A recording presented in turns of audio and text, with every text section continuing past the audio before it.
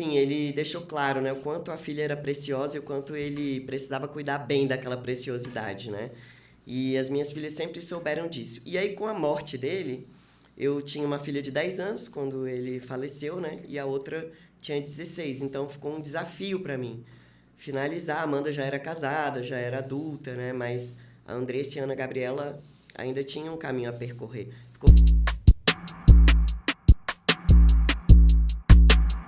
Fala pessoal, tudo bem? Estamos aqui em mais um Pontes Podcast. Quero te dar as boas-vindas e se você está chegando aqui a primeira vez, mais uma vez, seja bem-vindo. Se você já é um cara, né, uma mulher, uma família que é assíduo aqui conosco, eu quero te agradecer, né, pela parceria, eu quero te agradecer por estar aqui conosco. Eu tenho certeza que a sua casa e a sua vida tem sido edificada. E quero te pedir mais um favor. Você que está aqui a primeira vez ou você que já é, né, como é que se diz? Uma pessoa que está assistindo, né, há muito tempo, né? Eu quero te pedir que envie esse link para o máximo de pessoas possíveis. É isso mesmo. Porque se você chegou aqui, você vai saber que nós falamos sobre paternidade, masculinidade, falamos sobre projeção, falamos sobre hombridade, criação de filhos, propósito, missão, tudo que tem a ver com o homem. Isso mesmo. E hoje eu tenho uma convidada, é isso mesmo, uma convidada mais que especial. Cara, ela é uma gigante, uma mulher que tem uma história, que tem um laço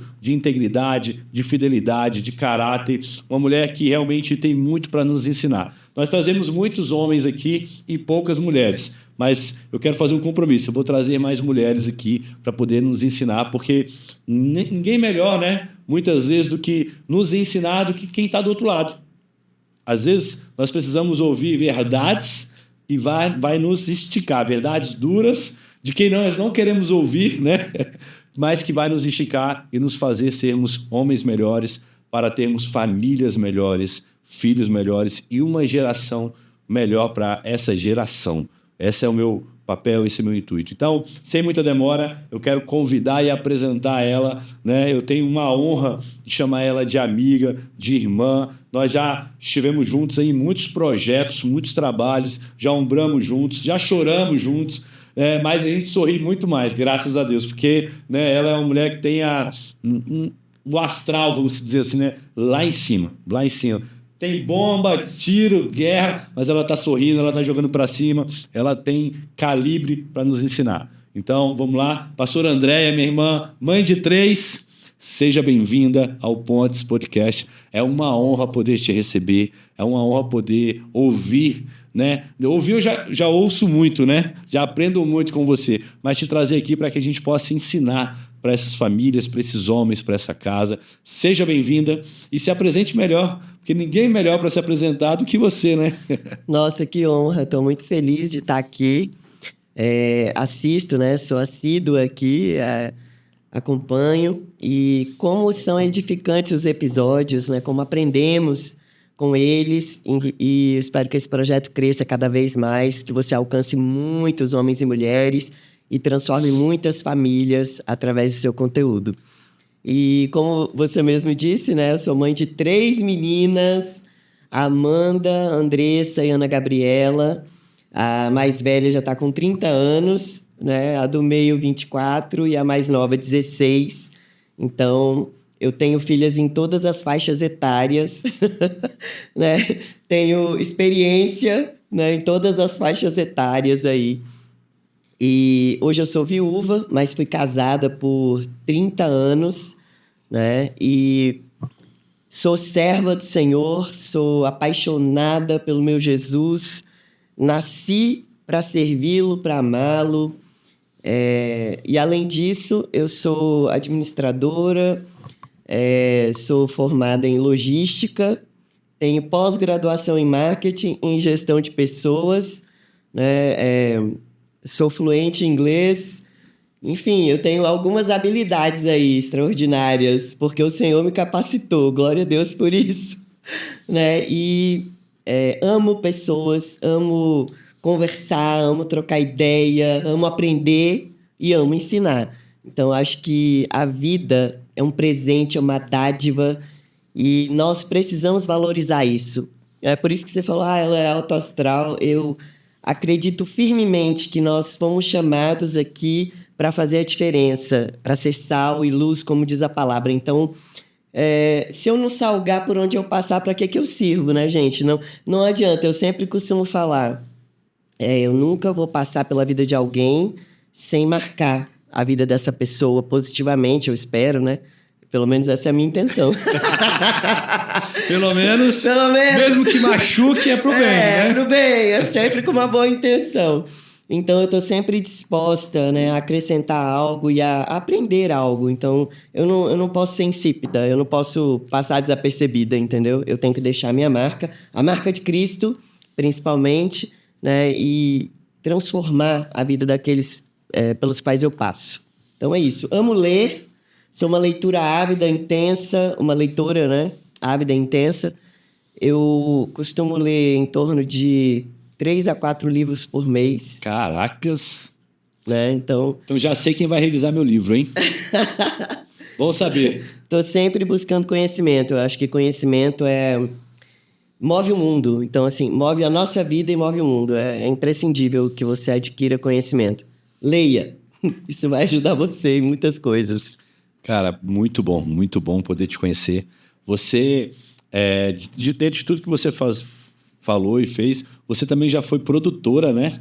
Produtora numa agência, nossa, né? É verdade. Numa agência. E como produtora, você sabe o quanto é difícil a gente conseguir alguém para vir, né? Por Pontes Podcast, né? Ou que seja para outro programa, por conta da agenda, por conta da rotina, da correria, às vezes por vergonha, às vezes por fatores limitantes que a pessoa tem dentro dela, né? Inclusive, nós marcamos com 3 hoje, veio uma, né? Graças a Deus. Né? Mas faz parte.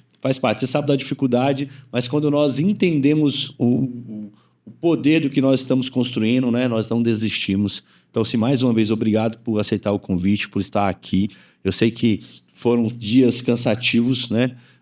Nós tivemos um Arena Conference, a XP agora, nosso congresso de carnaval, né? Foi intenso, sem hora para acordar, sem hora para dormir, quem dera sem hora para acordar, sem hora para dormir, com muita hora para acordar, né? Mas você está aqui, minha irmã, muito obrigado. E eu queria conhecer, a gente está sempre iniciando o podcast com uma história. Eu queria que você me contasse uma história sua. Pode ser triste, feliz, alegre, algo que vier no seu coração. Eu vou contar um misto aqui de uma história muito interessante, né? Eu era uma adolescente. Eu comecei a trabalhar muito nova, com 14 anos. Naquela época não era trabalho infantil, né? A gente podia trabalhar. Trabalho edifica o homem. E a mulher também, né? É generalizado isso. Então, eu comecei a trabalhar com 14 anos sendo office girl do meu tio. Ele tinha uma empresa, né? E eu queria ser útil de qualquer forma, eu não queria só estudar. E minha mãe liberou para eu ser office girl nesse escritório do meu tio. Então, eu trabalhei lá uns 2 anos consecutivos e aí realmente eu consegui um emprego de verdade. Como eu falava inglês, né, eu consegui um emprego num hotel 5 estrelas aqui de Brasília. Você já falava inglês com 16 anos de idade? Já. Isso qual ano? Nossa, desculpa. Não fala isso não lembro, cara. Sei lá, na década de 90, 80. Década de 80. Você já era uma mulher fora da curva. Não é verdade? Eu sempre fui em busca de conhecimento. Então, assim, eu sempre estudei em escola pública, né? E eu lembro que, para eu aprender inglês, por exemplo, a minha mãe ficou numa fila de uma... Hoje se chama, eu acredito que continua com o mesmo nome, Centro Interescolar de Línguas. É o CIL. É o CIL, é público. E naquela época tinha uma procura muito grande, era uma fila imensa para conseguir uma vaga, era difícil pra caramba. E a gente se revezou numa fila, minha mãe, eu, meu irmão, por 3 dias, dormindo lá, para conseguir uma vaga na escola de inglês, gratuita, porque a minha mãe e meu pai não podiam pagar, né? Então, nós conseguimos essa vaga, eu e meu irmão, e nós começamos a estudar inglês no Centro Interescolar de Línguas. Só que nós nunca nos atemos apenas ao que era ensinado na escola, né? A gente sempre buscou fora. Então, nós ouvíamos músicas para tentar aprender a tradução, nós procurávamos livros em inglês para ler e tentar entender aquilo que estava sendo colocado ali. Eu lembro que eu e meu irmão, nós íamos para lugares públicos, assim, feira, né? Alguns lugares assim interessantes, e a gente ficava conversando em inglês ali, olhando as coisas e tentando fazer um diálogo ali em inglês, né? As pessoas ficavam olhando pra gente como se nós fôssemos ETs, assim, o que esses garotos estão fazendo aqui, o que eles estão falando, né? E a gente ficava ali, às vezes era um embromation, às vezes dava certo, às vezes... Enfim, eu sempre procurei fazer amizade com estrangeiros, eu trabalhei em hotelaria, foi aí que começou, né? Acho que, eu não me lembro bem o ano, acho que era 1990, 1989, por aí. Eu consegui emprego num hotel 5 estrelas de Brasília, por ter o segundo idioma, né? E eu comecei a trabalhar lá, e eu queria muito, assim, sabe, me desenvolver profissionalmente, ter, né, o meu dinheiro. Eu falava, eu quero ter meu dinheiro, eu quero ter meu dinheiro. E aí eu fiz uma série de entrevistas e passei. Então, com 17 anos, eu tive minha carteira assinada pela primeira vez ali, né? Minha CLT. Entrei na CLT com 17 anos. E aí, meu primeiro dia de trabalho, eu estava, assim, maravilhada. E eu tinha que pegar um ônibus, né? Para chegar até o meu local de trabalho, ali no setor hoteleiro sul. Quem conhece Brasília sabe que tem o setor hoteleiro norte e o setor hoteleiro sul. Brasília é bem divididinha, assim, uma arquitetura, né? Bem harmonizada. E eu desci, o ônibus da minha cidade parava do lado do setor hoteleiro sul. E o meu trabalho era no setor hoteleiro norte, então eu tinha que atravessar aquela grama enorme que fica ali entre o setor hoteleiro sul e o setor hoteleiro norte, na direção da torre de TV, ali para baixo um pouco. E eu desci no ônibus, né, toda feliz, toda arrumada. E eu lembro que eu peguei emprestado da minha mãe uma bolsa de acrílico bem dura, assim, uma bolsinha que era de mão, assim, bem dura. Toda pomposa, né? Primeiro dia de trabalho. Primeiro dia de trabalho, toda linda e tal, arrumada. Desço com aquela minha bolsinha de acrílico, que não era minha, era da minha mãe. E vou atravessando ali. E isso era mais ou menos umas 7h30 da manhã. Eu atravessando entre o setor hoteleiro sul e norte. No meio da travessia, não sei de onde surgiram, 2 pivetes. Depois eu vi que eles eram grandes, né? Eles não eram pivetes pequenos, Sim. Eles eram pivetes enormes. E a única coisa que eu senti foi alguma coisa na minha cara, assim, me puxando para trás. Ele jogou uma jaqueta na minha cara e Sim. me puxou para trás, né? E ele falou, é um assalto, passa a bolsa, perdeu. E aí, eu sou neta de militares, na minha família tem muitos militares, eu cresci ouvindo, não reaja a nenhum assalto. Simples assim. Simples assim. Eles me ensinavam, meus avós falavam, olha, se fizerem isso, faça aquilo. Se fizer... Não, era toda aquela instrução, né, constante. Não reaja, entregue tudo, não reaja, mais vale a sua vida. E eu cresci ouvindo isso constantemente. Mas na hora em que eu fui assaltada, né, tentaram me assaltar, eu reagi. A minha primeira reação foi virar a bolsa para trás. Eu não estava enxergando nada, porque tinha uma jaqueta na minha cara. Mas eu virei a bolsa para trás, assim, com toda a força que eu tinha. E aí, Deus foi bom comigo, que eu atingi o supercílio do pivete. E aí, como doeu, sangrou, ele me soltou. Eu tirei a jaqueta e eu comecei a correr. E aí, o outro pivete que estava com ele correu atrás de mim e ele lançou. Ele estava com um canivete bem grande, assim. Mas parecia uma faca, mas ele era retrátil, assim. Como é que eu sei disso? Quando ele mirou e jogou, acertou a minha coxa. Enfincou na minha coxa o canivete. O canivete. Que era grande, assim, parecia uma faquinha, assim, meio retrátil. E mesmo assim eu continuei correndo. Eu atravessei aquele eixo monumental ali que eu não vi se vinha carro, se não vinha. Cheguei no meu primeiro dia de trabalho, na portaria do hotel, né, com uma faca, digamos assim, enfincada na coxa, né? Perdi um sapato. Tranquilo, na paz. Bem tranquilo. Perdi um sapato na correria, eu tava de saltinho, né? Aquela coisa assim, chique. Era um hotel 5 estrelas, perdi um sapato. Aí cheguei lá na portaria esbaforida, meu Deus, suada, sem sapato, meia calça rasgada, que a gente usava aquela meia calça, né, e tal. Um canivete, uma mini faca lá enfiada na coxa. E aí pedindo socorro, liga pra polícia, pro meu pai, pedindo socorro. E aí eles ligaram pro meu pai, né? Eu era de menor. Ligaram pro meu pai e também chamaram a polícia. Mas aí o meu pai chegou primeiro. Meu pai era meio que piloto de fuga, né? Era um cara... Ele era piloto mesmo. Era meio louco, assim. Ele, quando soube que eu tava ali naquela situação, chegou em, sei lá, 10 minutos, no máximo, no local. E aí ele me pegou, né? Lá no hotel mesmo, foram ver se dava para fazer primeiros socorros e tudo, mas realmente o corte era grande, tiveram que me levar para o hospital, meu pai foi. Sim. Chegou lá, eu levei pontos, né, e tudo, e de lá nós fomos para a delegacia. Por quê? Porque entraram em contato informando que haviam pego os 2 pivetes, né? Daí nós fomos para a delegacia. Fazer Meu o pai me reconhecimento. levou, reconhecimento, aquela coisa toda, né? Levei 3 pontos na coxa. E aí fui com meu pai para a delegacia. Chegou lá na delegacia, eles me mostraram assim os pivetes, eu falei, foram eles, né? Aí o escrivão lá falou, nós temos um problema. Aí falou pro meu pai, olha só, eles não têm documento, eles são moradores de rua, né? Então eles dizem que são de menor, nós não temos como certificar, pegamos as digitais deles aqui, vamos tentar identificar, mas ainda não conseguimos. E aí a gente pergunta o nome deles, né? Qual o seu nome? Aí um fala, Roberto Carlos.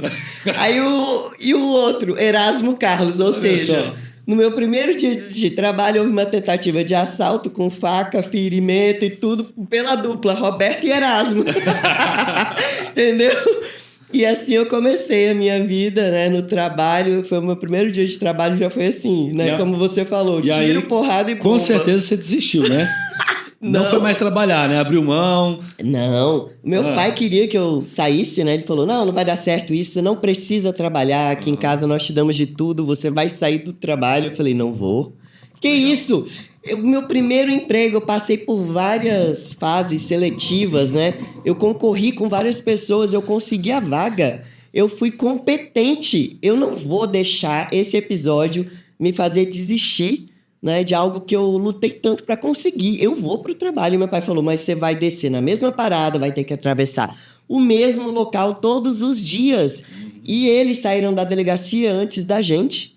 Eles foram liberados primeiro que nós. Isso não mudou. Até hoje é a mesma né? coisa. E o delegado falou, cuidado, porque eles marcaram a cara dela. E agora ela é só uma adolescente, você pode ter problemas. Eles estão sempre naquela região. Sim. E meu pai falou tudo isso, o delegado falou isso. E aí meu pai falou, você escutou o que o delegado falou? Eu falei, escutei, mas eu não vou desistir, pai. Aí ele falou, então eu vou te levar no trabalho e vou te deixar lá todos os dias por um certo período de tempo, para você não correr risco de vida. Sim. Aí eu falei, tudo bem, se você quiser, tudo bem, mas se você não puder, eu vou de ônibus e eu vou descer na parada e eu vou atravessar. E aí meu pai falou, seus avós e eu e sua mãe sempre instruímos, não reaja, não reaja. O que te deu na cabeça? Você levou uma facada. Você tá com 3 pontos aí na coxa. Eu falei, não interessa. Na hora do vamos ver, na hora da adrenalina, não tem como você saber o que vai acontecer. Não foi de propósito. Sim. Foi uma reação natural. Eu sempre tive isso na cabeça. Não reage, mas na hora eu reagi. Não posso... O que eu posso fazer? E aí meu pai falou, tudo bem, então, combinado, eu vou te levar. E ele, por 30 dias, assim, consecutivos, ele me levou e me buscou, me levou e me buscou. Legal. Só que ele tinha a vida dele, o trabalho dele.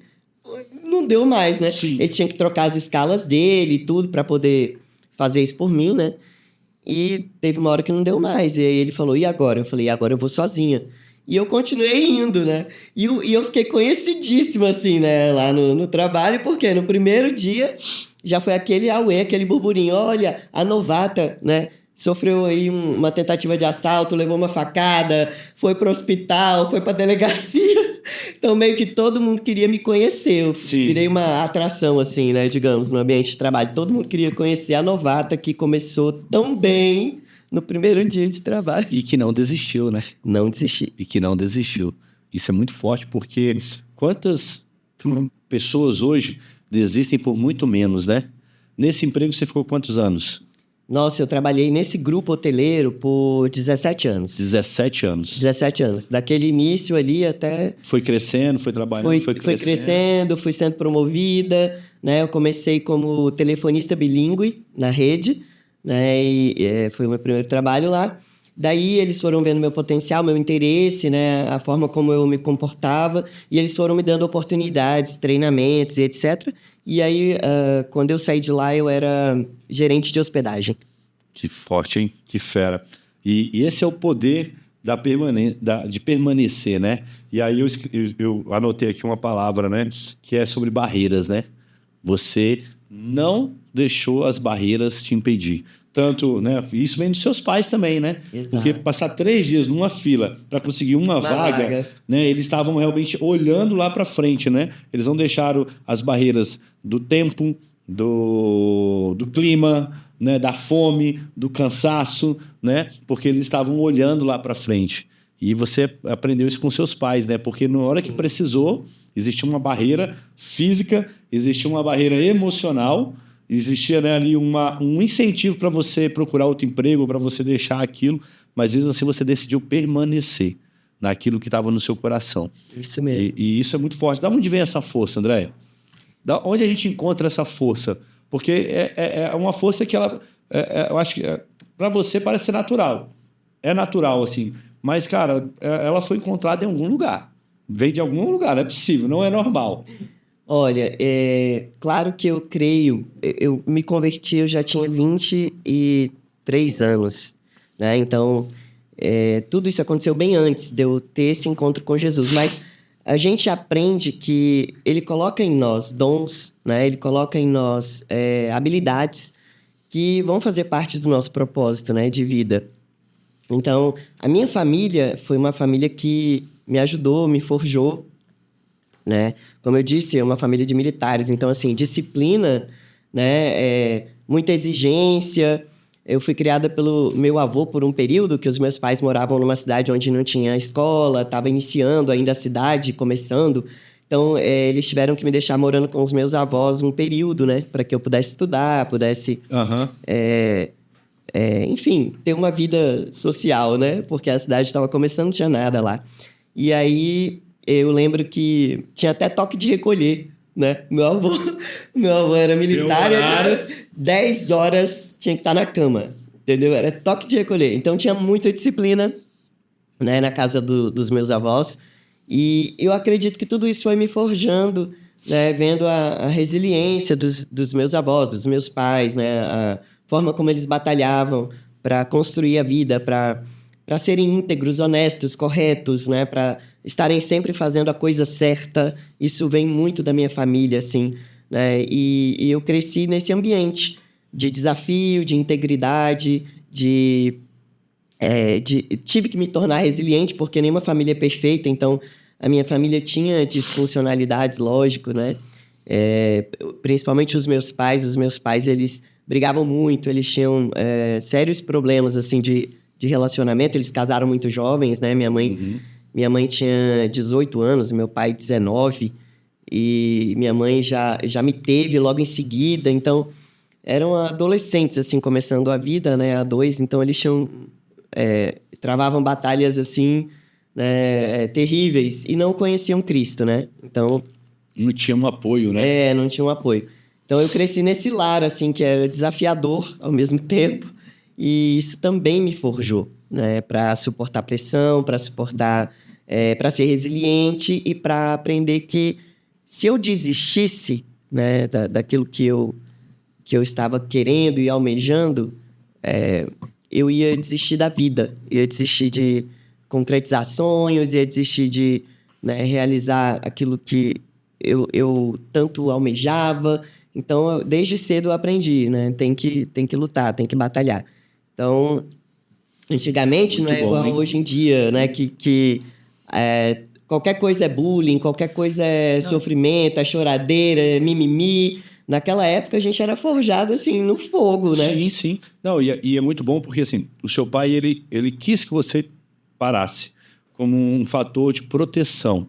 Mas ele não deixou aquele fator de proteção te travar, porque ele poderia, em vez de dar uma opção, dar uma ordem. Você não vai mais e pronto. Até porque eu era de menor, né? Você não vai mais... mas você não vai, André. E que se exploda o resto. Você vai ficar em casa, você não vai trabalhar agora, você não tem, sei lá, maturidade, não tem força, não tem... E aí ele te acompanhou ali durante um mês, te ajudou durante um mês, porque ele acreditou no seu sonho, né? Ele acreditou, né, em você mesmo, né? Isso é muito forte. Eu estava conversando com um pai essa semana, e ele chegou para mim e falou assim, a minha filha, né, de 11 anos e o meu filho de 9 anos, eles decidiram entrar esse ano num jejum comigo, que é um jejum de açúcar, que eu já faço há alguns anos, né, venho fazendo, e aí o Davi fez um ano e meio, fez um ano e meio junto comigo até esse ano.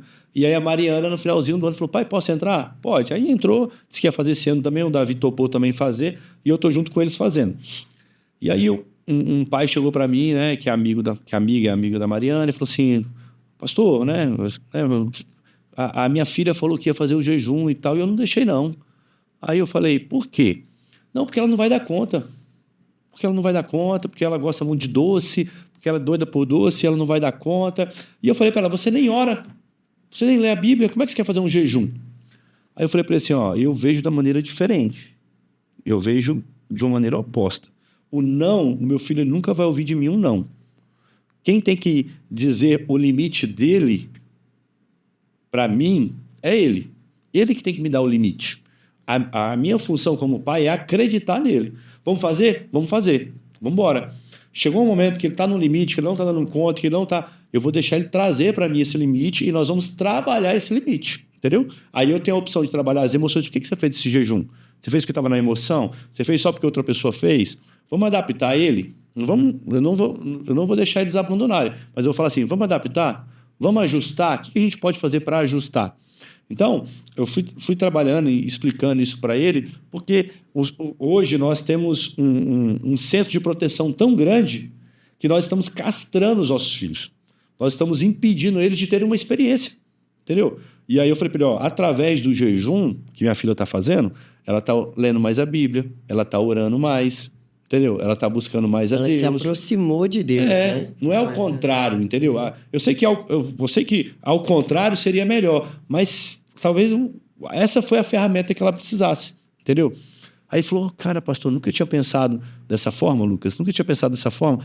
Que bom, né? E eu falei assim, cara, eu penso assim, o meu filho Davi, né, um outro exemplo. Ele chegou para mim num momento de emoção e falou assim, pai, se eu ficar sem jogar até dezembro, meu filho não joga muito, tá? Até dezembro, você me dá R$1.000? Eu falei, rapaz, na hora. Ele gosta de jogar Roblox, né? Eu falei, na hora, pega na minha mão. Ele pegou na minha mão, falei, tá combinado, filho?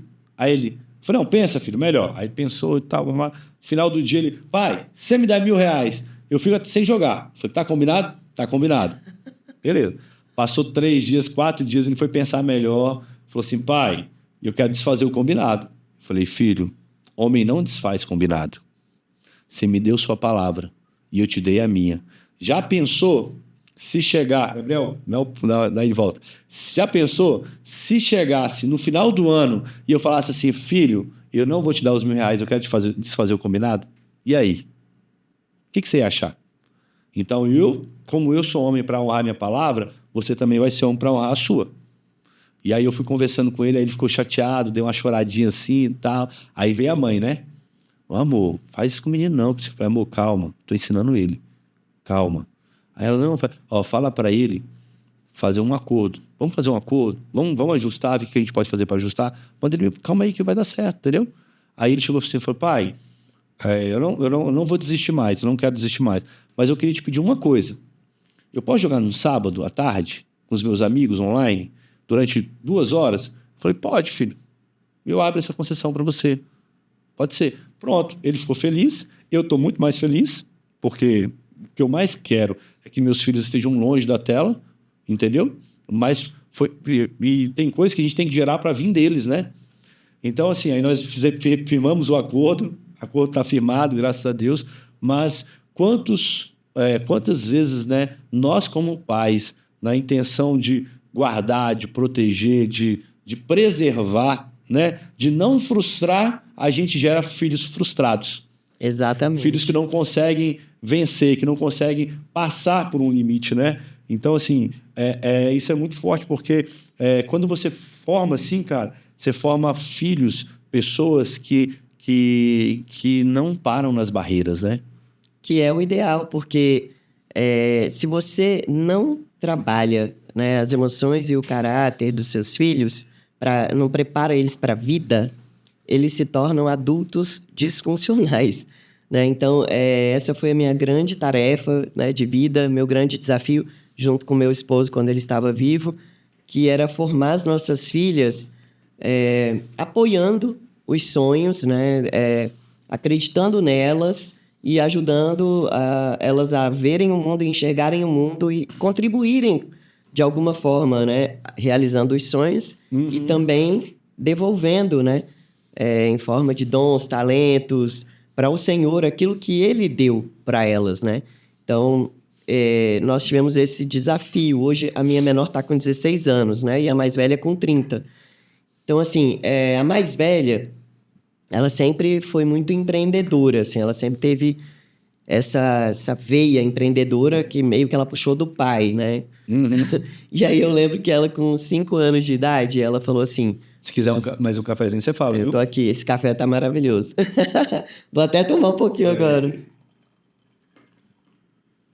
Ela falou, chegou assim e falou, mãe, pai, eu quero vender alguma coisa. Ela tinha 5 anos de idade. Aí eu perguntei, mas por que você quer vender alguma coisa? Ela falou, porque eu quero ter dinheiro para semear na casa de Deus. Eu quero ofertar, quero levar ofertinha na escola bíblica dominical e eu quero também comprar coisas que eu quiser. As coisas que eu quiser. Teve dinheiro, né? Mandar, não mandar. Tipo isso, né? Eu achei super interessante. Eu falei, tá bom, e o que você quer vender? Ela ainda não sei, eu vou pensar. E aí tinha um apartamento lá no condomínio que a gente morava que estava em obras. E aí eles tiraram os azulejos, né? Alguns quebravam, outros saíam inteiro e tudo. E aí ficou aquele lixo de obra ali que eles iam catar, jogar num container depois. E ela brincando ali pelo condomínio, ela viu aquele tanto de azulejo. Ela catou os azulejos, né? Ela tinha Isso, ganho... Amanda. Amanda. Que legal. Ela tinha ganho um conjunto de tinta guache, assim, de 6 cores. E aí ela pegou aqueles azulejos, alguns com a pontinha quebrada, outros mais inteiros, assim, levou para casa, lavou esses azulejos, colocou para secar. E eu só observando, o que essa menina vai fazer com esses azulejos? Aí ela pegou um pincelzinho da escola com as tintinhas guache lá e começou a desenhar nos azulejos. Sabe aqueles desenhos de bonequinho que é a cabecinha, um palitinho assim? Que é o corpo, 2 palitinhos o braço, 2 palitinhos a perna. Bem artístico, né? Bem artístico. Aí ela começou a fazer... Esse desenho eu sou bom. Eu também, sou especialista. E ela começou a desenhar no azulejo, ela fez um bonequinho grande, com os cabelinhos assim, longo, rosa, outra menorzinha amarela, de mãozinha dada, assim, os palitinhos de mãozinha dada. Aí eu falei, o que é isso, Amanda? Ela, eu vou fazer quadros para vender. Vou pintar quadros e vou vender. Aí eu, nossa, filha, na hora, por dentro eu ri. Tipo assim, por dentro, que bosta, por dentro né? eu ri. Desculpa, eu falei, meu Deus, sinceridade. Quem vai comprar isso? Eu pensei, né? Nem eu que sou mãe compro. Por dentro eu ri, mas por fora eu falei, nossa, filha, que inteligente você. Vai vender quadros. Uau, que artístico. E ela começou. Pintou o primeiro, o segundo, o terceiro. Ela fez uns 6 quadros assim, pintadinhos de tinta guache, e deixou secar. Pegou o primeiro, que era o bonequinha grande de cabelinho com a bonequinha menor, e foi lá na casa da avó dela. Morava no mesmo condomínio. Minha mãe, meu pai, meu irmão, minha cunhada, eu. Apartamentos diferentes, mas no mesmo condomínio. Ela foi lá na avó dela. Vó, eu trouxe aqui um presente pra você. Aí minha mãe, ai, que lindo! Aí ela, mãe, vó, mas não é um presente de graça. É porque é uma obra de arte. Eu que fiz. Eu agora pinto quadros. E eu pintei essa obra de arte e eu vim aqui pra te vender. E essa obra de arte custa R$5. E a minha mãe... Nossa, a minha mãe ficou maravilhada. Comprou por R$5 o azulejo dela. Aí ela foi na casa do tio. Daqui a pouco ela foi na casa da melhor amiga. Convenceu a mãe da melhor amiga a comprar o azulejo pintado dela. Foi na casa da outra mãe da outra amiga. E ela começou a vender. E ela vendeu os 6 azulejos pintados por R$5 cada um. Entendeu? Chegou em casa com dinheiro e falou, agora me ensina, eu quero dar o dízimo e a oferta. Quanto é o dízimo e quanto é a oferta? Falei, filha, a oferta é quanto você quiser dar. É quanto Deus colocar no seu coração. Agora o dízimo é 10% de tudo que você ganhou. Aí ela, e quanto é 10%? Aí eu fiz o cálculo para ela. Aí ela separou o dinheiro do dízimo, separou um dinheiro que ela queria dar de oferta. E ela falou, pronto, comecei meu negócio com 5 anos. E hoje a Amanda é uma empreendedora. Então, assim, de venda de azulejo, ela passou para venda de brincos. A gente deu para ela um estojozinho para ela fazer bijuterias, ela começou a fazer e vendeu. Ela vendeu brigadeiro pelo condomínio, ela vendeu din-din. Tava calor, ela vendia din-din. Fazia frio, ela vendia brigadeiro. Ela sempre queria vender alguma coisa. Então, a gente estava sempre incentivando ela a vender. E aí, quando ela ficou adolescente, ela quis abrir um negócio. Ela falou, quero fazer um curso, porque eu quero ser maquiadora. E o pai dela falava, não, você vai ser funcionária pública. Vai estudar e vai fazer um concurso, porque você precisa ter estabilidade, segurança, né? Eu nunca estudei, meu prazer é ver vocês estudando, né? O pai queria que elas tivessem estudo, era o que queimava no coração dele, era dar o melhor estudo possível para elas. Então, sempre pagou colégio particular, né? Sempre incentivou. E aí a Amanda falava, não, pai, eu não quero isso, não serve para mim, eu quero ter meu próprio negócio. E apesar dele ser contra, né, que ele queria que ela estudasse, fizesse concurso, ele falou, tudo bem, então o que você quer fazer? Ela falou, quero ser maquiadora e eu quero fazer esse curso. Ele pagou o curso, né, levou ela junto comigo, fomos lá conhecer a pessoa que ia dar o curso. Sim. Que era um curso individual, num ambiente fechado, a gente não sabia quem era a pessoa, fomos conhecer o ambiente, a pessoa, e ela com 16 anos fez, acho que 15 anos, eu acho, me recordo muito bem, fez o primeiro curso e ela começou a atender lá em casa, nas condições que ela tinha. Ela começou a divulgar o trabalho dela depois desse curso, e aí a penteadeira dela era uma tábua de passar roupa, que ela montava no quarto dela. A cadeira era a cadeira dela de estudos, ela colocava uma almofada atrás do pescoço da pessoa, montava as maquiagens que ela tinha nessa tábua de passar roupa e ela começou a maquiar as amigas do condomínio, a maquiar as primas, e ela começou ali a fazer o dinheiro dela. Ali ela começou a investir em mais produtos, em mais cursos, e ela foi se profissionalizando. Olha que e forte se tornou isso. uma empreendedora no ramo da beleza. Anota essa frase aí, pai e mãe. Não podemos limitar nossos filhos aos nossos sonhos. Exato. Você não pode ser um fator limitante na vida dos seus filhos. O seu sonho é o seu sonho, mas você tem que saber se esse sonho seu talvez seja uma barreira na vida dos seus filhos. Talvez não seja o sonho dele. Você tem que direcionar e apoiar e não fazer entubar o seu sonho no coração dele. Entendeu? Falar, não, você tem que fazer isso. Só isso aqui serve para você. Né? Então, isso, quantos profissionais nós temos hoje, Andréia? Quantos profissionais nós temos hoje que olham para a profissão e falam assim, eu não quero fazer isso. Médicos que não querem ser médicos, advogados que não querem ser advogados, sabe? Professor de educação física que não quer, que odeia fazer exercício, sabe? Então, assim, por quê? Porque foram entubados pelos pais. E a nossa função como pai não é entubar os nossos filhos, é direcionar os nossos filhos. Isso tem que ter uma sensibilidade muito grande, porque quando eles não fazem aquilo que a gente quer ou aquilo que a gente planeja, aquilo traz uma frustração pra gente como pai, né? Exatamente. Só que você tem que ter uma autoestima muito maior e acreditar no potencial do seu filho. Né? Uma coisa aqui em casa que nós temos muito forte é que a Abigail, o pai dela sempre ensinou estilo ganhou e sobreviveu e conseguiu ter um padrão de vida legal através dos estudos. E ele incentivou muitos filhos a estudar. Então, a Abigail, colégio militar, né, passou no colégio militar, UNB de primeira, concurso público e tudo. E eu sempre fui pro cara do empreendedorismo. Empresário, vender. Né? Minha primeira profissão foi ser vendedor de piqui aos 7 anos de idade. 7 anos de idade eu ficava na Belém, Brasília, na BR da Belém, Brasília, vendendo piqui, segurando aqui, ó. Não aguentava nem carregar um saco direito de piqui. Tinha que dar 3 viagens para encher um saco para vender.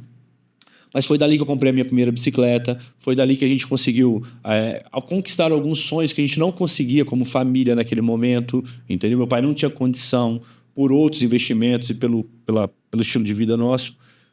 E aí nós casamos. O que nós fizemos? Vamos pegar o melhor do Lucas, que é empreender, e vamos pegar o melhor da Abigail, que é estudar. Então, hoje eu incentivo os meus filhos a empreender, ajudo eles a empreender, ensino eles a empreender, mas não abro mão dos estudos. Cara, você tem que estudar, você tem que terminar um segundo grau, você tem que fazer uma faculdade. Então, se forme. Se você não precisar, beleza. Mas se você precisar e não ter, como é que vai ser?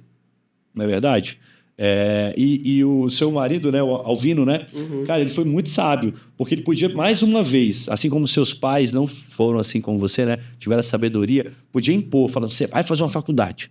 Enquanto você estiver comigo, você vai ter que se formar em algo. Não, maquiadora não ganha dinheiro, porque o povo é assim, né? O povo acha não que... vai te sustentar. Mas ele foi muito sábio, ele, apesar de não concordar, apoiou, né? E me deixou apoiar também. Claro. E aí eu já lembrei, né? Eu falei, olha, a Amanda, ela já era uma artista com 5 anos de idade pintando azulejo. Então, assim, tá na veia dela, né? É um dom. Então, ela quer enveredar por esse campo artístico, vamos apoiar. E ele falou, vamos apoiar. Não é o que eu queria para ela, mas eu, claro, vou apoiar. E a única coisa que ele falou, né? Eu não abro mão que você continue estudando. Pelo menos um 2º grau você vai ter, né? Você vai terminar seus estudos, você não vai focar toda a sua energia nisso e esquecer o resto, né? Então, você vai aprender a equilibrar. Até porque, às vezes, é só uma emoção, né? Porque a gente sabe que o adolescente tem isso, que o jovem tem isso. Só aquela emoção do momento, às vezes o desespero de ter o seu dinheiro, de ter a sua conquista, e aí migra para um lado, mas passa 3 meses, desiste, mas aí também não estudou mais, perdeu o ritmo de estudo, perdeu o ritmo do estudo. Então, ter essa sensibilidade, esse tato, cara, tipo assim, cara, eu vou soltar, mas eu vou segurar. Eu vou soltar, mas eu não vou deixar de direcionar, né? Porque tem pai que é assim, faz do seu jeito, faz o que você quiser e meio que torce pro filho quebrar a cara, né? Infelizmente, para dizer assim, não, eu tinha razão. Cara, esse não é o nosso papel.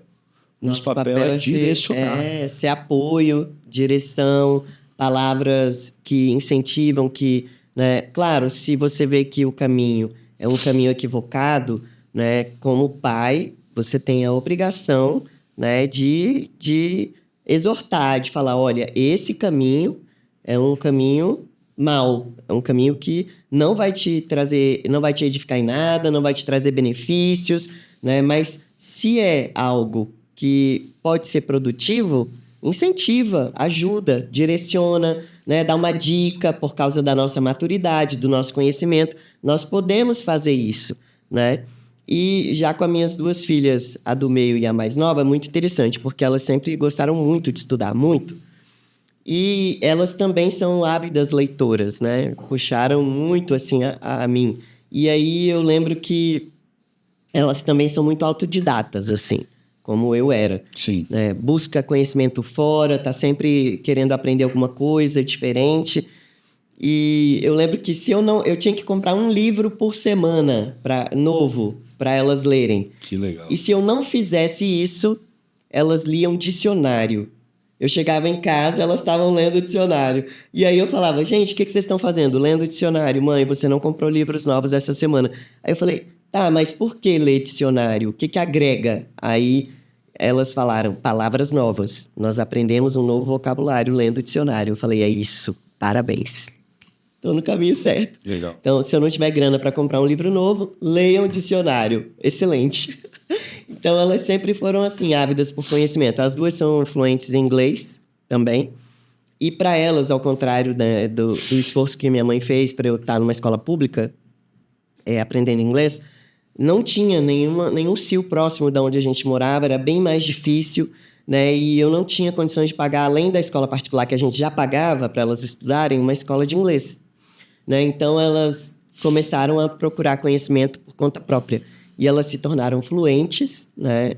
Assistindo séries, vídeos sem legenda e aprendendo... Porque o inglês do colégio é muito fraco, né? Ele não te habilita a ser fluente.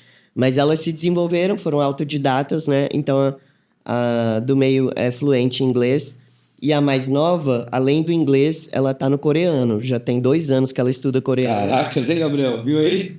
E a gente aqui não fala nem português, né, bicho? Um cearês, assim, meio puxado, vai. E isso também foi algo massa. que, quando ela esboçou o desejo, né, desse aprendizado, eu poderia ter falado, você tá louca que eu vou gastar dinheiro com você para você aprender coreano? Não faz sentido isso, né? Não tem o menor sentido. Por que coreano? Mas muita gente pode até imaginar, é a cultura do K-pop, né? Essa questão da Coreia tá em alta agora, é por isso... Não, na verdade, ela desde pequena, quando ninguém falava em Coreia, quando ninguém, né, tinha essa cultura de K-pop em voga, ela já era interessada na cultura da Coreia. E eu acredito que muito porque a gente falava muito de Paul Yang-cho Eu li aquele livro, né? Do Bom Dia. Eu li Benny Hinn, eu li Paul Young Cho, David Young Cho. Então a gente falava muito sobre avivamento. E a quarta dimensão, né, trouxe uma proximidade muito grande, assim, do mundo espiritual. E aquilo para mim era assim, uau! E eu lembro que eu falava muito sobre isso o tempo todo, e ela ficava com aqueles olhinhos brilhando, assim, né? E a maior igreja do mundo é na Coreia, né? Então, houve um grande avivamento lá. E era um grande exemplo para nós aqui no Ocidente, né? Aquela cultura, tudo muito diferente, era muita curiosidade. Que, cara, independente, imagina a expansão de consciência dela. Imagina para onde ela está levando a mente dela, trabalhando a mente dela, é uma língua totalmente diferente, né? Diferente. Aleatória, assim. É. E aí, cara, eu lembro que ela falou, eu quero conhecer a Coreia, eu quero estudar coreano. No começo eu falei, meu Deus, lá vamos nós, tá bom, filha. Aí ela fez um curso online de coreano, né? Iniciou o curso. E eu falei, você tem que se dedicar. É para aprender? Então vai aprender. E eu chegava em casa, ela é muito peculiar, assim. Primeiro que ela queria ser engenheira da NASA. Era o sonho dela. Vou trabalhar na NASA, mãe. Aí eu falava, vai mesmo. Tudo é possível que crê. Você quer trabalhar na NASA? O que você precisa fazer? Focar, estudar. Você não pode ser medíocre. Que é algo que vocês, pais, precisam sempre falar para os filhos de vocês. Não sejam medíocres. O que é ser medíocre? É ser mediano, tá na média, ser igual a todo mundo, né? Porque eles são muito levados pela manada. A galerinha tá fazendo, eu vou fazer. Ah, esse aqui é o meu grupo, eles estão assim, eu vou ser assim também. E eu sempre falei, não sejam medíocres, não sejam medianos, né? Vocês precisam ser acima da média. Então, para você ser engenheira da NASA, tem que ser acima da média. Tem que se dedicar aos estudos, tem que aprender de verdade, né? E não pode perder tempo. Então, às vezes eu chegava em casa, uma menina de 10, 11 anos de idade, ela estava assistindo vídeos de decolagem e pouso de foguetes, né? Não adianta você falar que isso é normal, porque eu sei que não é.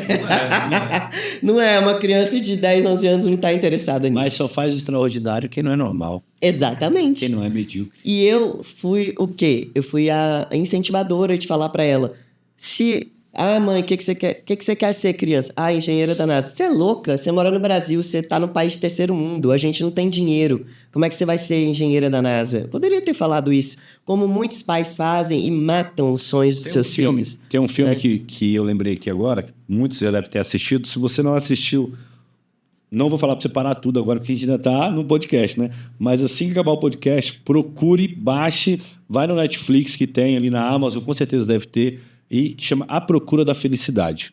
É um casal que se separa por um momento de fraqueza, de fragilidade, de problemas financeiros. Uhum. O pai assume ali a paternidade, o filho, né, integral, ele cuida do filho. E no momento, o pai naquela correria, quebradeira, só faltando dinheiro, tudo que ele faz dá errado, aquele momento da vida que você, tipo assim, você sai com roupa de chuva, faz sol. Você sai com roupa de sol, faz chuva, sabe? Tudo dá errado, tudo dando errado. Ele tá com o filho numa quadra de basquete e ele muito atormentado ali pelos problemas, pelas dificuldades, pela frustração, entendeu? E o filho tá jogando basquete, ele foi meio que jogar o basquete, e o filho chega para ele e fala assim, pai, eu quero ser tal coisa. E ele fala assim, cara, você não vai ser. Olha a realidade, olha o que a gente está vivendo. Nunca que a gente, tipo assim, né? Eu estou usando as minhas palavras, tá? Mas ele deixa entender isso pro filho. E na hora, acho que o filho falou que queria ser um grande jogador de basquete. Na hora o filho joga a bola de basquete e sai triste assim, tipo assim, já que eu não vou ser, então... Não vou nem mais brincar. Cara, e naquela hora ele dá um estalo, ele volta, pede perdão pro filho e fala assim, nunca mais deixe, acho que ele me arrepio, ninguém dizer que você não pode ser, que você não pode fazer alguma coisa. Você pode fazer todas as coisas, né? E esse cara, né, é uma história real, ele se torna um grande homem que trabalha na Bolsa de Valores, né? Enfim, é um gigante, o cara se torna um gigante depois disso, né? Ele cresce, reaprende algo novo. É engraçado que ele vai fazer uma entrevista todo despido, assim, com roupa que não tem nada a ver, porque ele tinha sido preso um dia antes, porque tinham rebocado o carro dele, enfim... Mas ele foi fazer a entrevista. Cara, é um filme fantástico. Uma vida desgraçada, né? Literalmente. E aí ele conseguiu virar o jogo. Mas ele virou o jogo, ele venceu. Mas um dos grandes ensinamentos é isso. Nunca deixe ninguém dizer que você não pode fazer algo. Nem eu que sou seu pai. Mas nós sabemos que a palavra de um pai tem muito poder. A palavra de uma mãe tem muito poder. Ela ecoa, sabe? Ela ecoa no coração, né? E nós precisamos, em todos os momentos, cara, ensinar os nossos filhos. né? Ontem minha filha, a gente estava num evento, né, da igreja e aconteceu alguma situação, a Abigail foi meio dura com ela ali, né? Precisava, né, corrigir, ser dura por algo que ela fez. E ela ficou muito chateada, ficou muito triste. No momento ela bateu o pé, saiu chorando e tal, depois voltou e ficou num cantinho emburrada. E ela ficou no cantinho emburrada, e aí eu falei assim, cara, é o momento de eu ensinar algo pra minha filha. Falei, filha, vamos ali. Aí ela, pô, pai, falei, não, vamos ali. Aí tava tendo um louvor, né, no evento, né, tava tendo um louvor, cara, poderoso. E aí a gente começou a louvar, e aquele momento do louvor mais agitado, sabe, pular, dançar e tal. E ela não queria, toda dura assim, sabe? Né, ia chateado e tal. E aí passou uma música, 2 músicas, ela começou a pular e tal, foi jogando o astral pra cima, foi levantando, não. Aí depois veio aquele momento de adoração, de derramar do Espírito Santo, de busca, cara. E aí eu comecei a orar por ela, abençoar ela, fortalecer ela, dizer o quanto ela é maravilhosa, o quanto ela é grande, o quanto, sabe, Deus tem um propósito na vida dela, o quanto eu não posso ser um fator limitante na vida dela, sabe? Eu falei, Deus, que eu não seja esse pai, sabe? Eu sou um pai limitado, mas o Senhor é um pai ilimitado. Então eu ministro a tua presença, o teu amor sobre a vida da minha filha agora. E, cara, ali foi um derramado do Espírito Santo, depois a gente ajoelhou, orou, chorou. Irmã, a gente ficou uns 30 minutos lá, em lágrimas, sabe? Muito forte, sabe? E aí acabou. Beleza, acabou, voltamos. Eu falei, filho, o que você aprendeu? Ela ficou pensando. Não tinha uma resposta, né? Eu falei, você tá melhor do que você estava antes? Ela, tô. Eu falei, pois é, filha, toda vez que você tiver com um sentimento, com uma ira, com uma chateação, com uma tristeza, e você não souber para onde levar, leva para o altar. Leva para Deus. Você pode ter certeza que Ele vai te consolar, que Ele vai mudar. Não foi o papai, foi o seu pai do céu. Entendeu? Porque eu vou falhar com você, sua mãe vai falhar com você, nós vamos falar coisas que você não vai gostar, nós, em amor, vamos te corrigir, mas leva para o altar, leva para a presença de Deus. Entendeu? Então, assim, que nós possamos ensinar isso para os nossos filhos, né? Que nós possamos entender, cara, que, cara, nós temos a obrigação, né, irmã, de gerar uma geração mais forte que a nossa. Exatamente. Do que nós somos. Não é forte de sair. Hoje a gente está numa pegada que o homem forte, ele acha que é aquele homem que bate mulher, que é aquele homem que sai na porrada, que é aquele homem que vai para a roda de amigo e mata outro amigo. Desculpa a realidade, entendeu? Essa é uma visão totalmente deturpada, totalmente quebrada. Né? Quantos nesse carnaval, a gente acabou de passar por um carnaval, estão com as suas famílias destruídas aí? Verdade. Né? Porque não aprenderam sobre limite, não aprenderam aonde colocar as suas frustrações, não ouviram do seu pai um eu te amo, eu estou aqui com você. Pelo contrário, você não vai dar conta, você não serve para nada. Para que você quer fazer isso? Porque, né, sua filha, imagina, engenheira da NASA. Você fala assim, filha, tá louca. Pois é. Tá louca. Eu poderia ter tido essa reação. No máximo, né? você vai trabalhar num hotel. Tipo assim, ué, Repetir a minha história. porque era a sua história, né? E pelo contrário, você, vamos, é isso, vai dar certo. Entendeu? Você tem que se dedicar. Você não vai omitir isso. Você tem que dedicar, mas eu tô aqui com você. Exatamente, vou te apoiar. Ela já até mudou de ideia, né? Ela não vai mais ser, segundo ela, não vai mais ser engenheira da NASA, já mudou de ideia. Mas ela tá se descobrindo, tá tentando descobrir o caminho dela. E assim, meu desafio, junto com o Alvino, enquanto ele estava vivo, né, era formar filhas, porque são 3 meninas, né? Que fossem femininas e não feministas, né? Legal. Que fossem frágeis em sua essência, porque a mulher é frágil, ela é, né, como a Bíblia fala, né, nós somos a parte mais frágil, mas sem se deixar dominar por qualquer tipo de pessoa ou homens, né, que quisessem subjugá-las ou tratá-las com desprezo, com violência, seja ela física ou emocional. Nós trabalhamos nisso, né? E às vezes você tem sucesso e às vezes não, mas você não pode deixar de fazer a sua parte como pai, como mãe, né? Porque é sua responsabilidade formar esses seres humanos, né? Você colocou eles no mundo e você tem que dar o melhor para eles e formá-los para a vida. Então, nós tínhamos essa preocupação, né? O Alvino era um paizão, um pai muito presente, um pai que direcionava muito bem as filhas, era muito carinhoso, era muito atencioso e era era brabo, o bicho era brabo, né? Tipo, Valente. não mexe com minhas filhas, não. Fiquei sabendo que Entendeu? um genro ali foi pedir a mão em namoro, em casamento, em namoro, alguma coisa. Falou assim, vamos sentar aqui, botou um 38zão do lado e falou assim, deixa eu te explicar aqui a resenha. Eu falei, Exatamente. esse é o homem que eu conheço. Ele falou, olha, a palavra do Senhor diz, né? Aquele que está de pé, cuidado para que não caia. Se não, Se não... a gente resolve de outra forma. Então, assim, ele deixou claro, né, o quanto a filha era preciosa e o quanto ele precisava cuidar bem daquela preciosidade, né? E as minhas filhas sempre souberam disso. E aí, com a morte dele, eu tinha uma filha de 10 anos quando ele faleceu, né? E a outra tinha 16. Então, ficou um desafio para mim finalizar. A Amanda já era casada, já era adulta, né? Mas a Andressa e a Ana Gabriela ainda tinham um caminho a percorrer. Ficou o desafio para mim, né, de terminar essa criação e ter êxito. Foi uma pressão muito grande. Sim. Porque eu tinha que me preocupar com as contas da casa, eu tinha que me preocupar com o estado emocional delas, né? Porque, afinal de contas, elas perderam o pai, o apoio, né? Um grande amigo, o provedor, né? O pai presente, o protetor e o provedor, porque ele era tudo isso, né? E aí essa responsabilidade veio para mim, né? Eu tenho que prover, eu tenho que proteger, né? E eu tenho que desafiá-las para que elas possam seguir e serem seres humanos funcionais, né? Então, eu fiquei muito abalada e eu parei e falei, olha, Deus, o Senhor está no controle de tudo, a minha vida é tua. A pressão, ela existe para fazer a vida funcionar. Sem pressão, nada funciona. Nós temos pressão arterial e é isso que faz a gente estar aqui vivo, respirando. Se a sua pressão zerar, né? Se ela subir demais, você morre. Se ela baixar demais, você morre. Então, a pressão é essencial para fazer tudo funcionar. Ah, que legal. Nunca tinha ouvido essa... Entendeu? A pressão, ela serve para muitas coisas. Por exemplo, se você tem um carro, você tem que colocar pressão nos pneus. Se você não coloca pressão nos pneus e ele estiver murcho, seu carro... Você rasga ele. Você rasga o pneu, ou você pode sofrer um acidente, você pode estragar a roda. Então, a pressão serve para colocar equilíbrio. Uma pressão errada também, né? Se botar pressão demais, explode. Pouca. Se tiver pouca pressão, não anda, entendeu? Então, a pressão, ela é essencial para fazer muita coisa funcionar. A pressão atmosférica. Por que a gente está aqui nesse mundo, né? E tem ar para respirar, tem equilíbrio nas coisas... Né? Existe uma pressão atmosférica, então a pressão é essencial na vida do ser humano. Então muita gente reclama, é muita pressão, é muita pressão.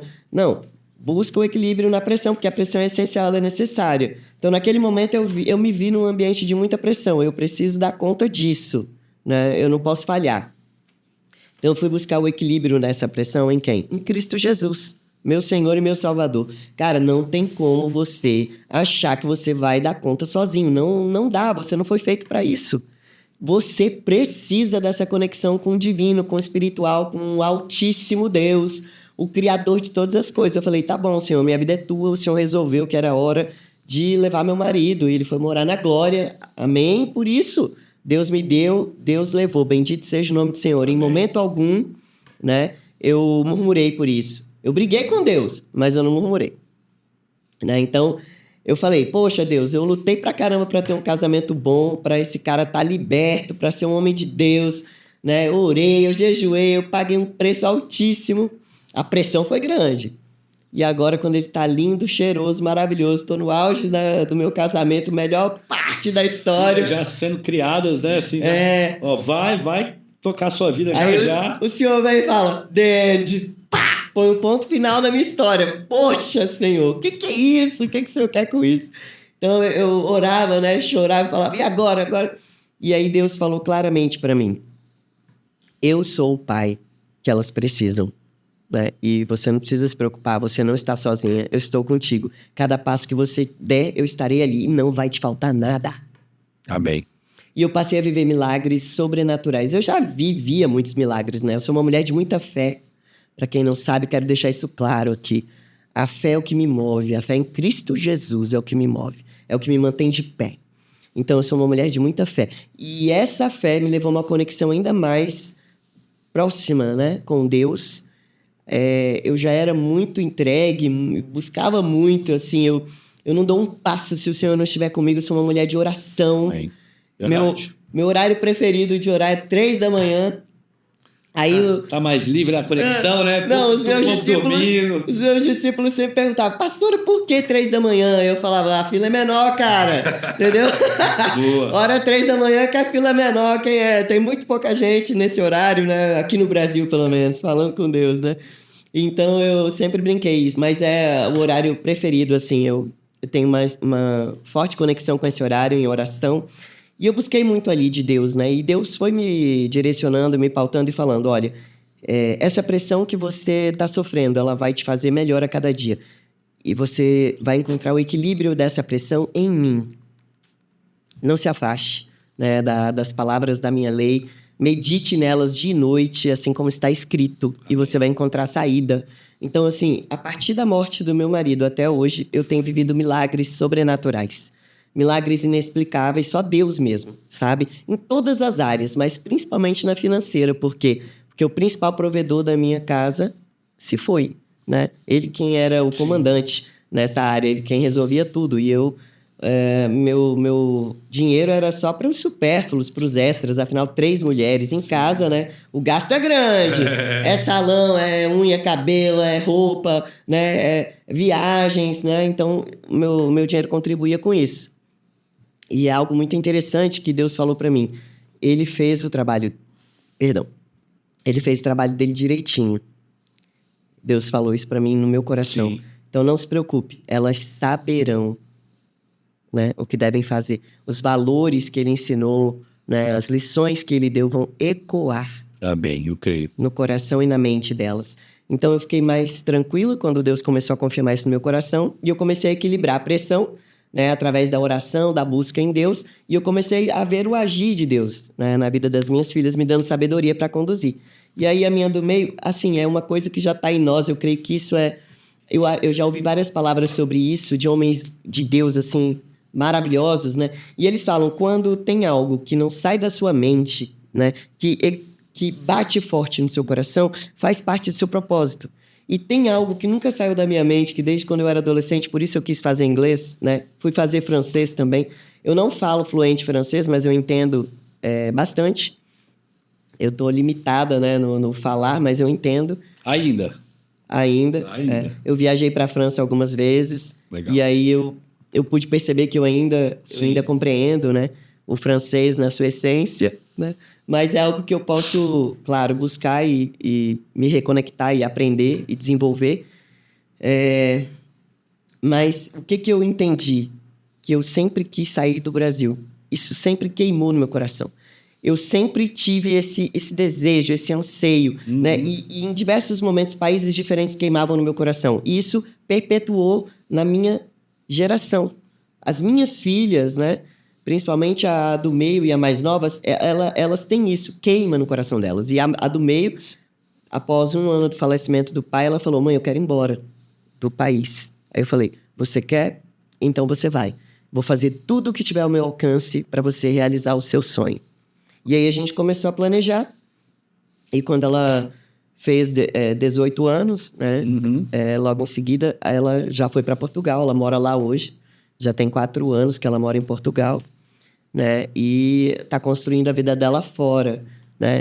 Então, eu falei para ela, tudo é possível ao que crê. Amém. Né? Parecia impossível, muitas pessoas falavam, lá é difícil, não tem onde morar, lá tá difícil o aluguel, lá tá difícil isso, tá difícil aquilo, muitas palavras negativas, né? E eu falei, não, mas quando existe propósito, né? E quando a gente sabe que Deus está conosco, a gente põe o pé e Deus vai colocando no chão. Para quem não quer, André, tudo é uma desculpa. Essa é a verdade. Para quem não quer, tudo é uma desculpa. Para quem quer, é uma oportunidade. Entendeu? Exatamente. É só mais um obstáculo a ser vencido. Você olha assim, cara, é só isso aqui? Vai dar certo, entendeu?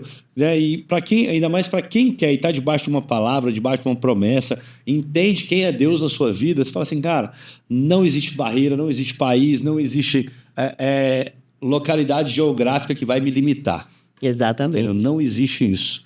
Eu creio muito nisso, sabe? Eu tenho vivido isso, eu tenho visto Deus se fazer presente na minha vida em relação a isso. Vambora. E você é uma mulher que entende isso, que vive isso, né? Isso E não tem na minha como, essência. e não assim, tem como as suas filhas serem diferentes. Exato, eu falei, Não tem como. eu quero imprimir isso nelas, sabe? Elas têm que ter ousadia em Deus, elas têm que entender que não há limites, né? Quando está dentro do propósito, quando Deus está conosco, né? Então, eu incentivei e falei, vamos listar o que é necessário para que você alcance o que você deseja, né?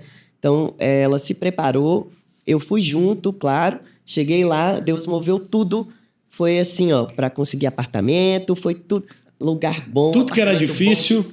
Deus abriu as portas assim, grandes amigos. É por isso que eu falo, quando você está na missão, quando você está na obra e você se preocupa com o que está no coração de Deus, Deus vai abrindo portas para você e fazendo as coisas acontecerem para você de forma natural.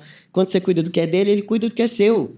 Entende? Então, assim, eu tô há 33 anos pregando o evangelho, sem desistir, sem olhar para trás, né, sem parar. E desses 33 anos, muitas vidas passaram pela minha vida, né? E eu pude, através do Senhor Jesus, ser canal de bênção e transformação na vida delas. E hoje elas estão pelo mundo afora. Então, assim, eu tenho pessoas que eu discipulei, que eu ensinei a palavra, que eu ensinei quem era Jesus, né? Que estão na Irlanda, no Canadá, nos Estados Unidos, né? Na Inglaterra, na França. Assim, se eu parar para pensar, eu acredito que tem uma sementinha, né, minha e do meu falecido esposo na maior parte do mundo afora. Temos na Espanha, né, pastores amigos queridos que tem uma igreja grande lá, forte, né, que foram discípulos nossos. Então, Deus nos usou para tocar a vida dessas pessoas, e essas pessoas hoje, de alguma forma, elas fazem diferença na minha vida, elas me estendem a mão, né? Uma ex-discípula minha que mora lá em Portugal foi quem estendeu a mão e abriu a porta para as minhas filhas. A gente entra numa espiral negativo, desculpa te cortar, a gente entra numa espiral negativa com as coisas ruins que vão acontecer na nossa vida, porque coisas ruins acontecem com pessoas boas, né? Também acontece com pessoas boas, né? Coisas ruins, fatalidades, né? A perca do marido, do esposo e outras situações que acontecem na nossa vida e a gente para de acreditar e de servir outras pessoas.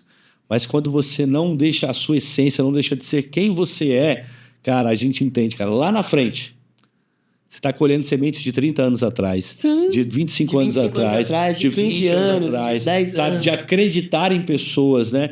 Então, eu creio muito nisso, sabe? No poder de uma semente. Talvez, deixa eu falar uma coisa para você, talvez você nunca colha dessa semente que você está plantando hoje, mas os seus filhos, os seus netos vão colher. Sabe por quê? Se tem uma coisa que é uma lei que não falha, é a lei da semeadura. Quem semeia, colhe. Quem semeia, colhe, tá? Sabe? Então, assim, cara, não prenda sua mão por conta dos homens, sabe? Não deixe de ser quem você é por conta dos homens. Eu vejo pessoas que, por conta de decepções, por conta de situações que aconteceram na vida, deixaram de ofertar, deixaram até de dizimar, deixaram de ter uma generosidade com outras pessoas. Cara, a sua essência não pode estar baseada num homem. A sua essência tem que estar baseada em Deus. Exato. Quem é Deus na sua vida? Você está semeando por conta da Andréia ou você está semeando por conta do que Deus fez na sua vida? Você é fiel por conta da Andréia ou você é fiel porque Deus é fiel com você? Você ajuda as pessoas porque a Andréia te ajudou ou você ajuda as pessoas porque essa essência está no seu coração? Porque Deus te salvou, Deus remiu os seus pecados. Sabe, é a gratidão, né? A gratidão. Não é só Deus em mim. É Deus através de mim. E eu sou extremamente grata. Acho que, Lucas, essa é uma característica muito forte, sabe? Na minha vida, a gratidão. Eu sou extremamente grata. Eu não sou de murmuração, de reclamação. Você nunca vai me ver, sabe? Ruminando, né? Como se fala, igual a vaca. Eu escrevi uma palavra no início. No início que eu acho que define você. Que fala sobre gratidão também, mas você é uma mulher humana. Entendeu? Essa, para mim, é a palavra que define você. Você é humana, você é de verdade, você não tem medo de ser quem você é, você não tem medo de entrar na dor da pessoa, que mesmo, né, passando por muitas dores, mesmo sofrendo, você tá ali dentro da dor da outra pessoa, falando assim, cara, eu acabei de perder o marido, né? A outra pessoa perdeu a unha do pé, vamos dizer assim, e eu tô chorando com outra pessoa também. Amém. Entendeu? É ser humano, isso é ser humano, entendeu? Nossa, obrigado, eu fiquei feliz agora. Eu escrevi bem no início aqui, ó, pra dizer que não é mentira, ó. Olha o tanto de coisa que eu já escrevi. Ó, porque pra mim essa é a sua maior característica, Andréia. E sabe, mais uma vez, é uma honra poder ser seu amigo, poder pastorear sua filha, sabe, né, pastorear o seu genro, de poder, de alguma maneira, às vezes ali, né, não é ser um pai, né, mas ser uma pessoa que está acolhendo elas, abraçando elas, dizendo assim, cara, estamos aqui. E aí você falou de história, agora eu quero te interromper. Lembrei de uma aqui, né, com as minhas filhas. Assim, como é importante, eu agradeço demais sua percepção da minha pessoa e eu acho que é isso. Não adianta eu me definir, né? É o que as pessoas veem, né, que eu sou. Como elas veem. Eu creio que o que eu mais quero é que elas veem Cristo através de mim. Amém. Eu quero resplandecer Cristo por onde eu passar. Eu quero que o nome dele seja conhecido. Eu quero que ele seja famoso. Eu só vou ser um instrumento, né? Então, eu tenho sempre buscado lembrar, sabe? E teve um livro que eu li que fez muita diferença assim na minha vida. O que Jesus faria se estivesse em meu lugar. Em seus passos, o que faria Jesus? O nome do livro. Em seus passos, o que faria Jesus? Então, eu sempre me coloco nesse lugar, sabe? O que Jesus faria se ele estivesse nessa situação que eu estou? Isso já me livrou de muita dor de cabeça e de muito problema, porque eu sou muito colérica, né? Eu já vou baixar esse livro agora. Então, eu sempre, né, tinha que orar muito e pedir muito a Deus, assim, Senhor, em nome de Jesus, eu não vou fazer nada que mancha teu nome, eu não vou fazer nada que denigre a tua imagem, eu não vou fazer. Era uma luta comigo mesma, uma luta contra a minha carne, porque eu sou explosiva, porque eu quero deixar claro, eu quero justiça. Eu sou muito assim, né? Então, assim, eu não consigo ver ninguém sendo injustiçado, eu não consigo ver ninguém sendo preterido, eu quero ajudar a resolver, e aí eu acabava comprando muita guerra que não era minha, me metendo em muito problema que não tinha nada a ver comigo. Eu sei o que é isso. Né? Então eu comecei a orar e falar, Senhor, me ajuda, porque, né, eu não posso continuar com esse perfil, eu preciso ser trabalhada no espírito, então Deus me ajudou nisso. Em seus passos, o que faria Jesus? Do Sheldon, será que é isso?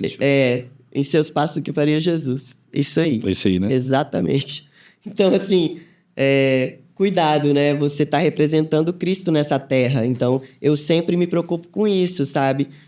O que essa pessoa vai achar de Cristo se eu tiver uma atitude negativa? Por isso, eu acho que eu me torno tão humana, né? Tão presente na vida das pessoas. E eu procuro ser assim em qualquer ambiente, tá? Eu me converti, eu ainda trabalhava num ambiente secular, né? E era muito difícil para mim, porque todo mundo estava ali querendo a Andréia velha de volta, né? A pressão para a Andréia velha, né? Para a velha Andréia voltar é muito grande. Porque eles estavam acostumados só com isso, né? Exato. Para eles, esse era a Andréia boa, né? E eu fui muito radical, sabe? Assim, na minha conversão. O meu encontro com Cristo foi muito profundo e verdadeiro. E ele me transformou de imediato. Eu, na época, fumava 2 carteiras de cigarro por dia. Eu me converti no dia que eu me converti, eu cheguei em casa, abri a janela, olhei para o céu e falei assim, olha só, se você é esse Deus aí, e se você tem todo esse poder que foi falado lá naquela igreja, a primeira coisa, eu tenho que parar de fumar, porque na minha casa falta dinheiro para comprar pão, mas não falta dinheiro para o cigarro. Nossa. E eu quero parar com esse vício hoje. Não é amanhã, não é depois de amanhã, é hoje. E fui dormir. No dia seguinte eu acordei e fui trabalhar. Todo mundo reclamava, porque antigamente não tinha lei que proibia fumar no ambiente de trabalho. E eu trabalhava num ambiente assim, que era divisória só, né? Não tinha, não era até o teto. Eu fumando na minha repartição e a fumaça invadindo todas as outras. E o povo falava e reclamava. E minha chefe falou, não posso nem te mandar fumar lá fora. Porque se eu mandar você fumar lá fora, você não vai trabalhar, você só vai ficar lá fora. E aí, cara, naquele dia eu acordei, fui trabalhar, trabalhei. Meio-dia minha chefe puxou uma cadeira, botou na minha frente e falou, o que tá acontecendo? Você tá numa fase financeira terrível, né? Nem dinheiro pro cigarro mais você tem. Eu falei, por quê?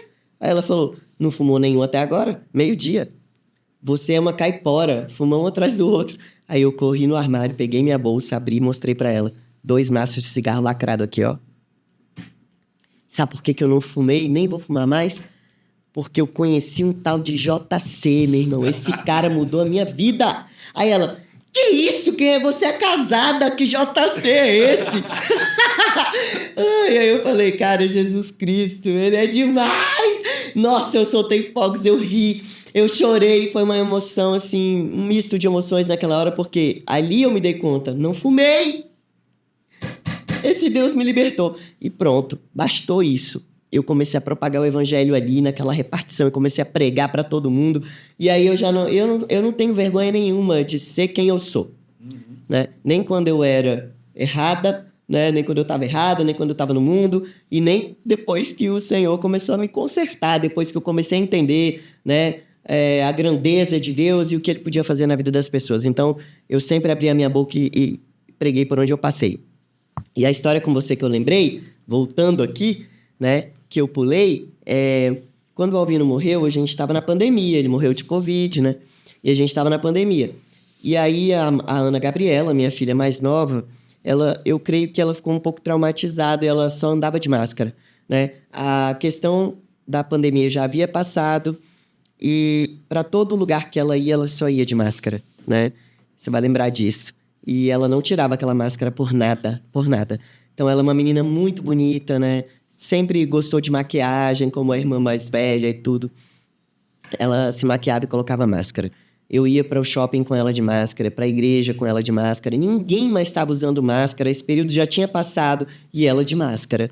E eu já tinha conversado com ela, mas ela falava que se sentia mais segura estando com a máscara. E aí um dia na igreja, você chegou, olhou para ela, deu um abraço forte nela e falou: "Oi, Ana, tudo bem com você?" Aí ela: "Tudo." Aí você falou assim: "Por que você tá de máscara? Você é uma menina tão bonita. Sabe, você não tem que esconder sua beleza. Você tem que mostrar sua beleza, né? Cristo tem que resplandecer através da sua vida. Tira essa máscara, mostra seu sorriso, mostra, né, a sua beleza, mostra a garota linda que você é." Aí eu vi o olhinho dela marejar naquele dia, né? E aí ela ficou meio assim, que ela é um pouco, né, tímida.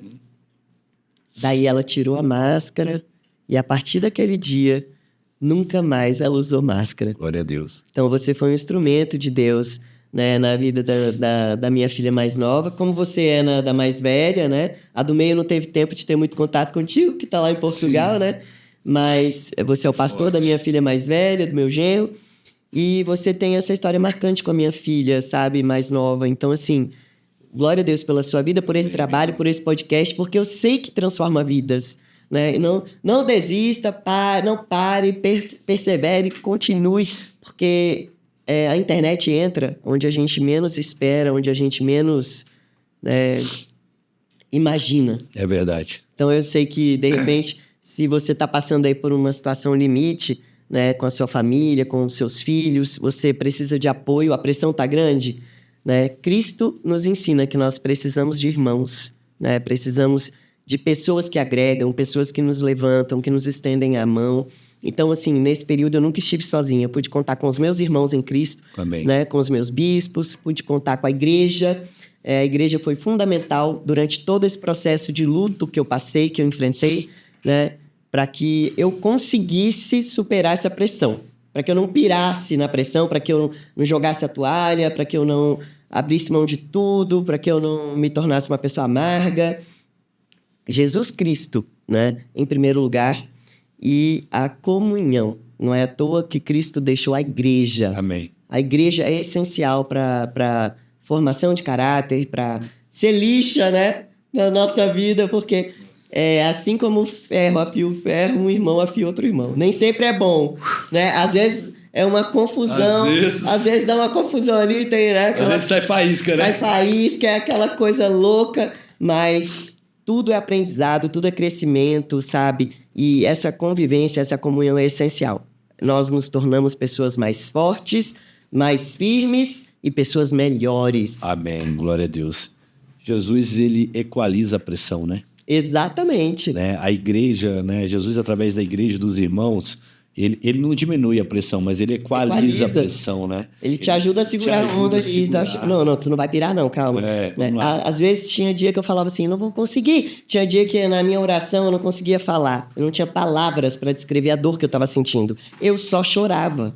E louvava, colocava um louvor e começava a chorar e louvar, chorar e louvar. E aí, de repente, no dia seguinte, vinha um irmão com uma palavra, com um abraço, às vezes não falava nada, só dava aquele abraço, sabe? E aquela pressão já equalizava, né? Às vezes me mandava um versículo bíblico, às vezes me mandava uma canção, às vezes me mandava uma palavra, ou às vezes me ligava e falava, como é que você tá? Vem aqui tomar um café comigo. Vamos sair, né? Vamos assistir um filme. Esse é o poder da igreja, né? É o poder da igreja. Então, assim, eu não me senti empatia, sozinha em nenhum momento, né? Houve muito apoio, muita empatia. Claro, minha família foi fundamental também, né? Eu tenho irmãos, Sim. eu tenho mãe, né? Tenho outros familiares que são de importância, né, imensurável para que foram e são, né, de importância imensurável para que a minha vida seja o que é, mas sem a igreja eu acredito que eu não teria dado conta. Meu Deus, que forte. Como diz o nosso amigo areneiro, assim você me quebra, meu.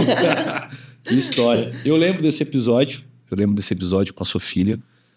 Eu fiquei muito, muito mexido aqui, porque às vezes a gente não tem noção do impacto, né?